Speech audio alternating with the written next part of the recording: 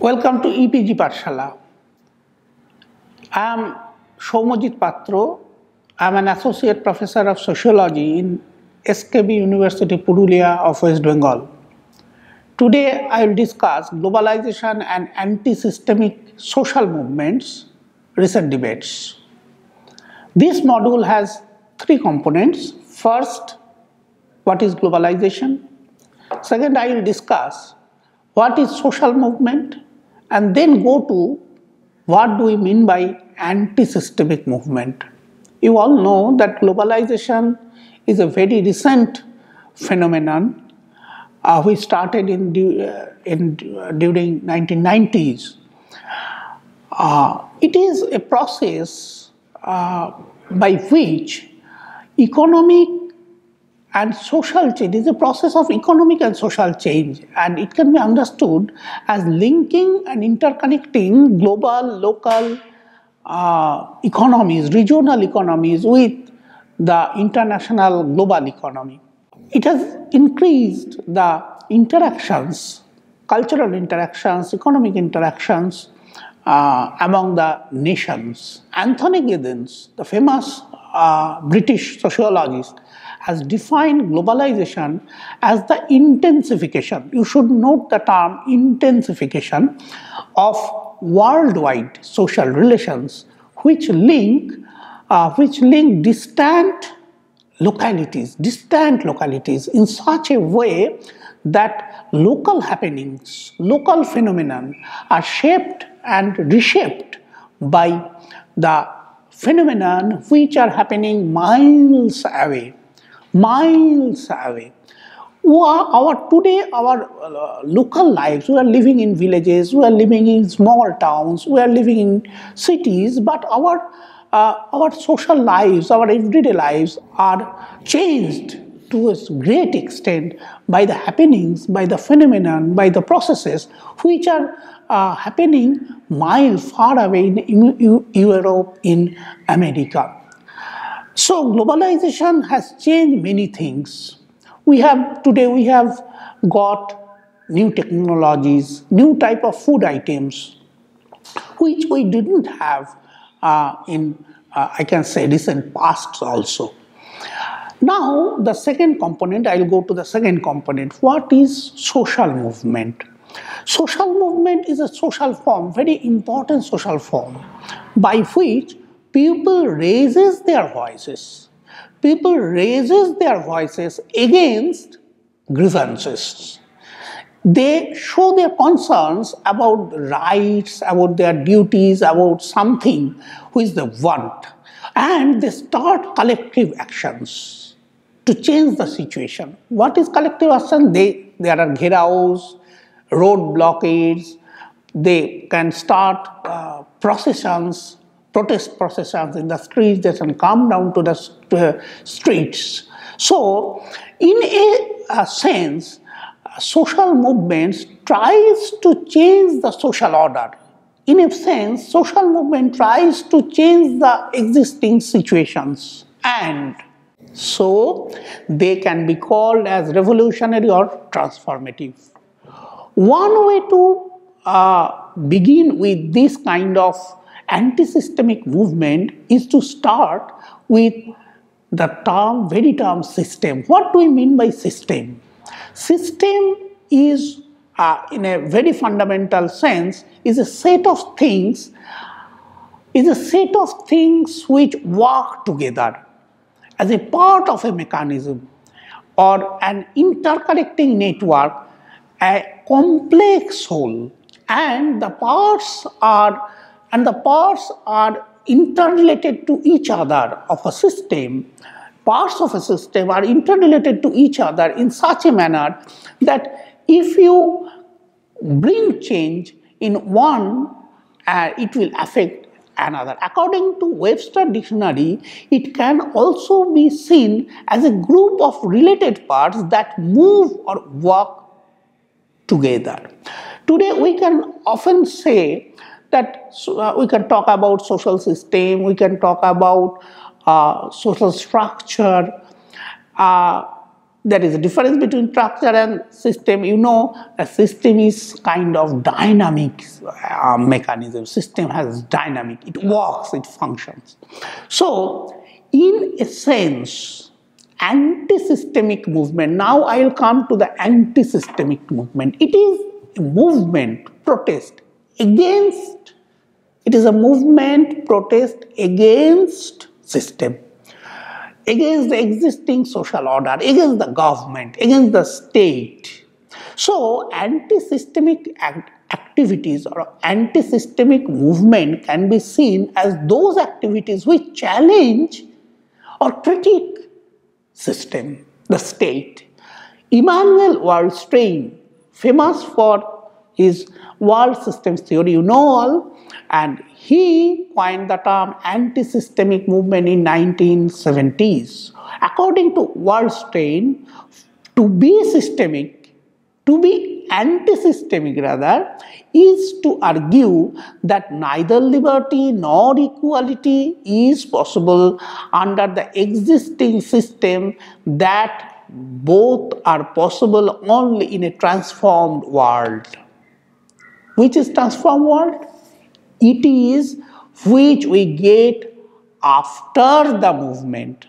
It is desired state of human beings for which we fight, for which we organize social movements.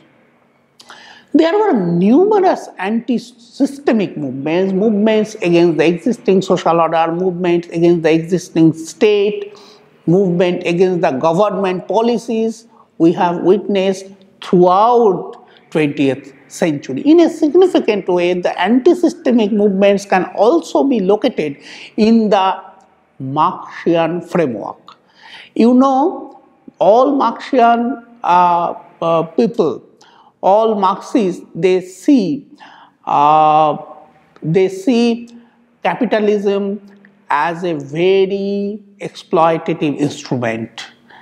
Capitalism is inhuman in their views, capitalism is inegalitarian in their views, and it is obviously to all Marxists a system of exploitations that need to be uprooted, that need to be overthrown through socialist movements. Central, I can say core of Marxian literature, Marxian notion of social movement is species being, which means conscious individuals who can restore, who can bring back normalcy, who can overthrow capitalism. These individuals are conscious, they can create their own social world, they can create their own social world which is free from all kind of capitalist exploitations. This manner, you know, Marxists have identified two terms, class in itself and class for itself.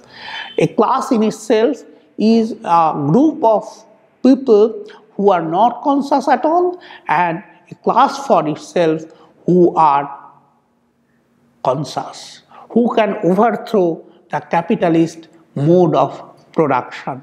Now, the individual is not only constituted, individual are not only impacted, they also can create his own world. This is the whole notion of individual in Marxist literature. Through social movements, through their own initiatives, the workers, the people can create history. They can change the concrete historical situation under capitalism, and they can ensure their happiness through they can ensure their happiness by establishing a communist type of society. The beginning of all kind of systematic anti-systemic movements can be located in two world revolutions of recent history. I can say recent.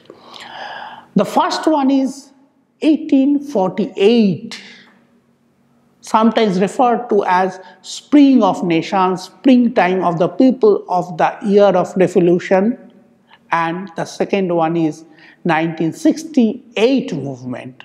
The revolutions first started in France in 1848, where people wanted universal suffrage, their right to vote, their right to elect their own government.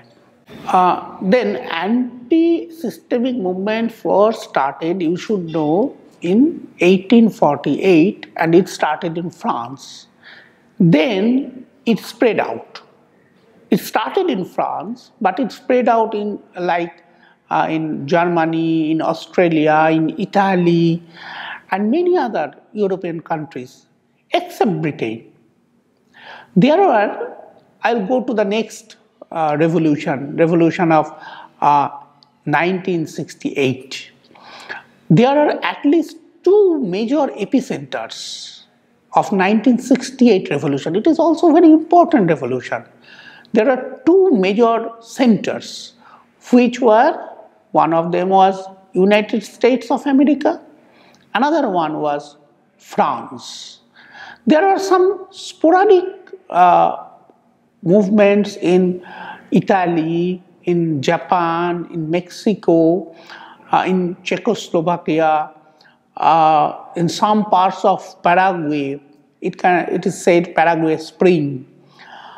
The revolution was a different type of revolution than 1848 revolution, which demanded universal suffrage. But 1968 revolution started with totally another causes. The causes were, these were, I can say, socialism oriented.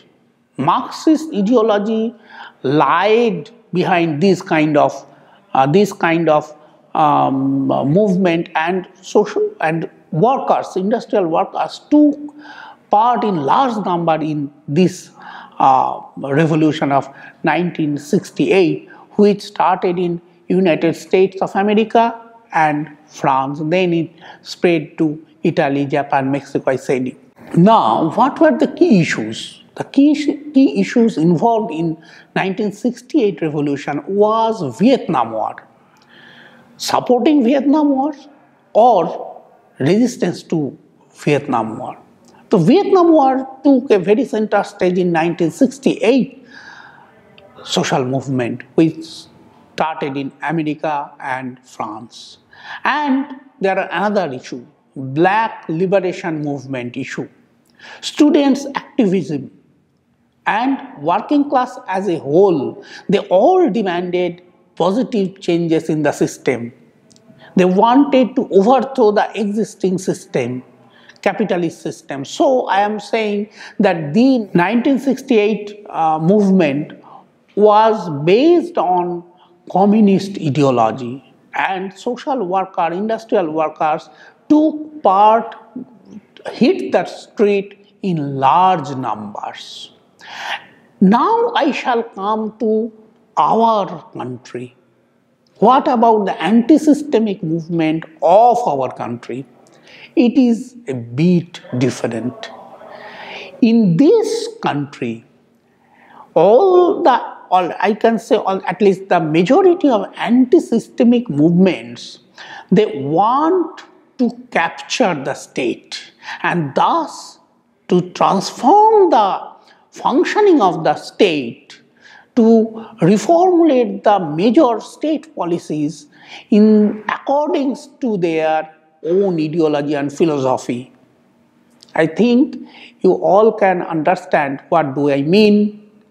I do mean Maoist movement. They want to overhaul, I can say, they want to overhaul everything. And they want to put their own agenda. They want to discard everything which is going on. And all these are based on their ideology.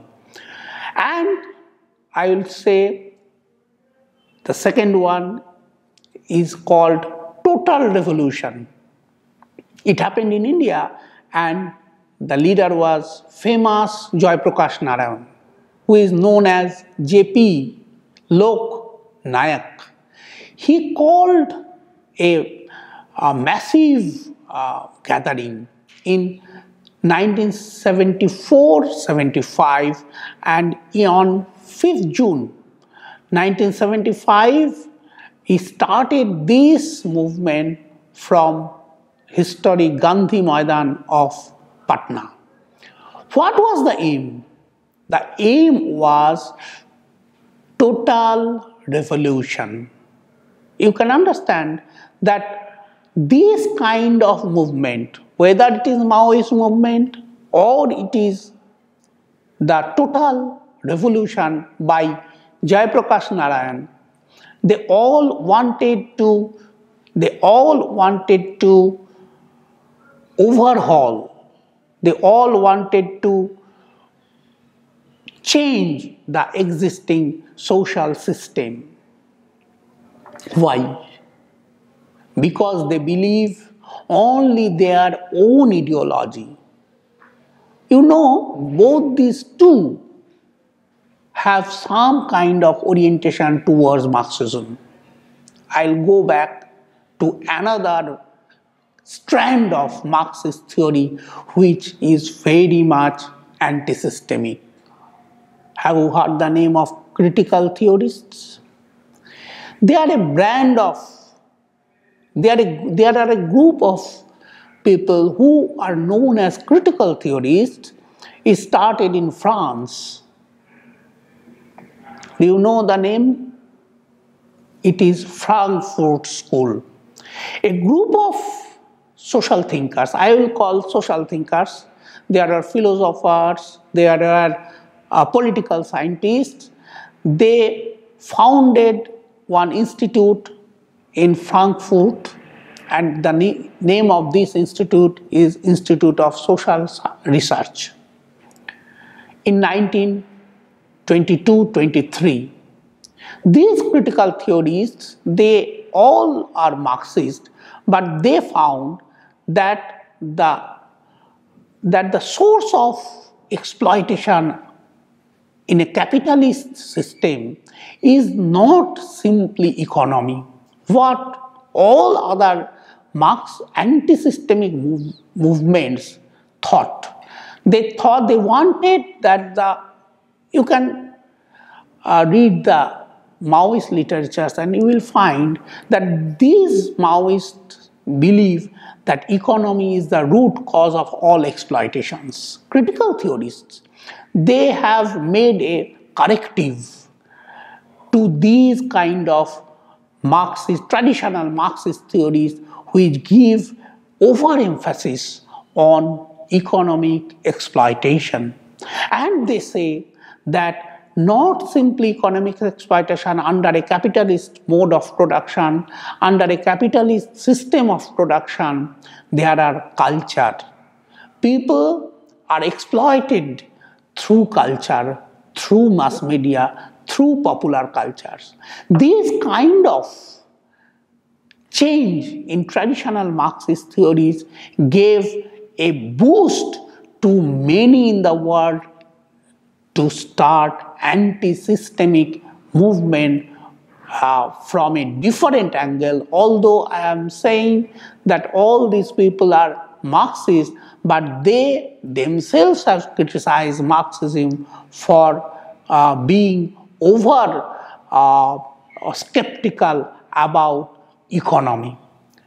They say that culture is at the same time, culture is equally important in case of exploitations. Now you have understand what is globalization, you know what is social movement, and you can understand what is anti-systemic movement, movement that challenge the existing social order, movement that tries to change the existing social order, movement that thinks that there are discrepancies, many discrepancies, not one discrepancy, there are many discrepancies between what people want and what people get.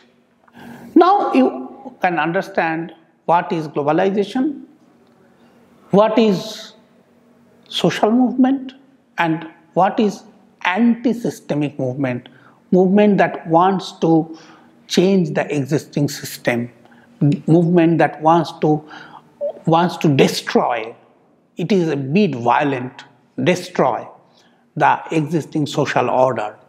A kind of violence is associated with anti-systemic movement. Violence need not necessarily mean destruction, but a kind of violence is violence. So it is not very peaceful. It may not be very peaceful. So now I will come to the next point, that why is globalization important today to start anti-systemic movement. Today we all have mobile phones by which we can connect, we can communicate in real time, immediately with my friends through internet who is living in America. And I can give him or her a message. And all of us, you students also, are connected in one way or another with people whom we do not know, through Facebook, through Twitters, and through many other social network sites. If we post my comment, if we post my grievance in networks, social network sites, people in large numbers, thousands of people at a time can know what is happening, why are you worried, and they can show solidarity to your cause and join their hands to change the situation as a mark of protest. In a very recent past, you know that Delhi, after the Nirbhaya Kando, what is famous as Nirbhaya Kando, thousands, lakhs of people gathered together through these network sites. And people throughout the world, not only living in Delhi, people living in Kolkata, people living in Gujarat, people living in Lucknow, people living in America, people living in Italy, people living in many other countries of the world, they showed their solidarity to the cause of the people who were staying in the open fields nights after night to protest against the Nirbhaya Kando. And this kind of movement shook the government, compelled the government. Such was the intensity, because traditional social movements were confined to a particular locality. Globalization has given us the scope, the chance, by providing us the necessary technologies like internet, to forge relationships, to connect with the people who are living far miles away. So this is the importance of globalization, and during this mediatized world, media has become very important. In every social movement, even sometimes today, people start movement first calling the media persons to witness. The role of media has changed. The role of media has changed the entire structure, entire modus operandi, entire functioning of social movement. You can understand now this globalized world has given us a scope to protest and to vent our anger and to vent our concerns over the issues in which we are not living. Now we should summarize once again. We have taught three things. Globalization, it is a process. It is a process of 1990s, which started as an economic interactions, increased economic interactions, intensified economic interactions between nations, and then this economic interaction transformed into cultural interactions, technological interactions, and today we are living in a global village. Now, social movements is a very important form of collective action in which people protest against any kind of things, any kind of policies. They can protest against their sufferings, they can protest against injustice and many other things, and it is a collective action. And lastly, finally, anti-systemic movement. Anti-systemic movement is a kind of movement which tries to challenge social system, which tries to challenge the governmental policies. And when they feel that there is a lack of governance, there is a lapses in the concerns of the government, there is a exploitation, the system has rotten. Anti-systemic movement wants to change the existing system and tries to establish a new one. They put new goals and they put new means, new ideologies to reach that goal. It is a Martin's concept, you know, Martin's concept, Robert Martin's concept, that this kind of anti-systemic movement, Martin has not used the term anti-systemic movement, obviously, he has termed rebellion. But this anti-systemic movement tries to put new goals and tries to put new means to achieve them. These movements are mainly, can be rather better understood from a Marxist theorist's perspective and from the perspective of the critical theorists. For more information, you can visit EPG Pathshala website, and there are many texts in it. Thank you.